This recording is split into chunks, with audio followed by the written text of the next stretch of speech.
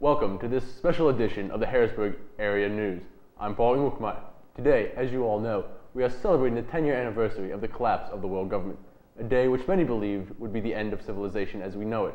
But as we all know, this was not the case. Instead, we found ourselves in the unique position of being our own leaders, our own masters in this brave new world.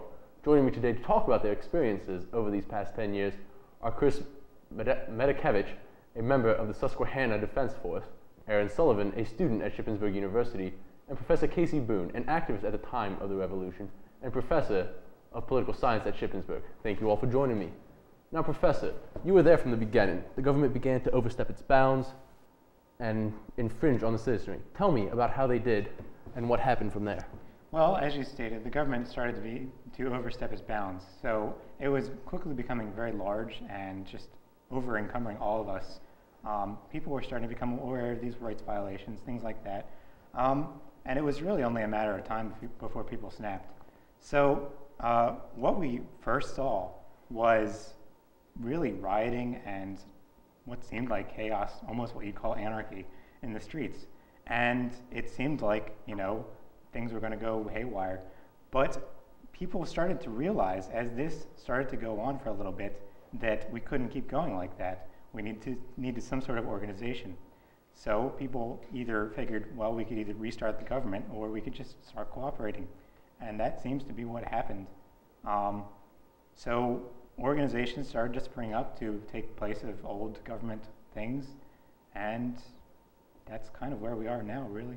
So, as an activist, what did you do to help push everyone towards this end goal of where we are today? Well, what a lot of the people really needed to see was what we could be doing, things to replace government function, what we could do to handle, the chaos in the streets, and that's kind of where people like me would step in and try to give some ideas about different functions that could spring up. What were some of the functions that you yourself personally tried to push and to help develop in the citizenry? One of the first functions that I started with was replacing the mail system. That was kind of fun. Some of my colleagues were working on defense, things like that, to basically ensure that people weren't just rioting in the streets anymore. Once people realized that you could more or less function without a government, they needed some way to communicate, some way to send mail to one another. So basing things off of like the UPS system that we used to see, and private companies that would more or less just replace the USPS, and we were able to get a very cheap mail system going.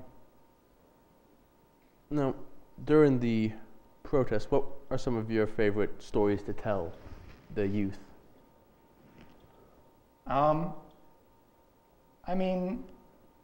There's a lot to tell, but I think that my position as professor is really just wraps it up, because as any professor would have, lots of stories. Now, Aaron, you didn't actually participate in any of the protests, but you did have the ability to see the best and worst of people. Would you like to expound a bit on that? Okay, so yeah, the government was not so much our friends at the time. Our family, I was really young when this all went on, and my parents had to go out and try to find food supplies. We couldn't just go out to the store and buy food. We had to scrounge around, look for stuff on the ground, and my parents wouldn't let me outside because it was so violent. But it was hard to really trust anybody. There was no communication, like the professor was pointing out. It was really hard to communicate with anybody with all the chaos going on.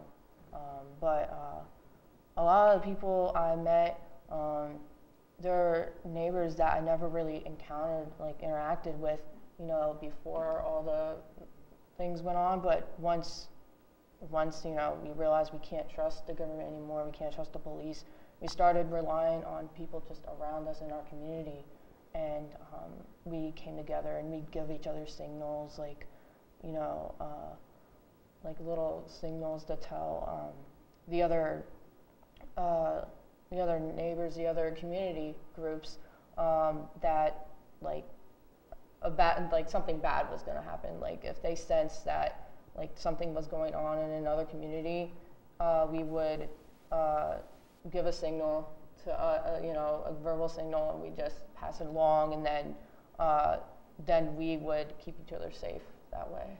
Thank you. Finally, we come to Chris, a member of the Susquehanna Defense Force.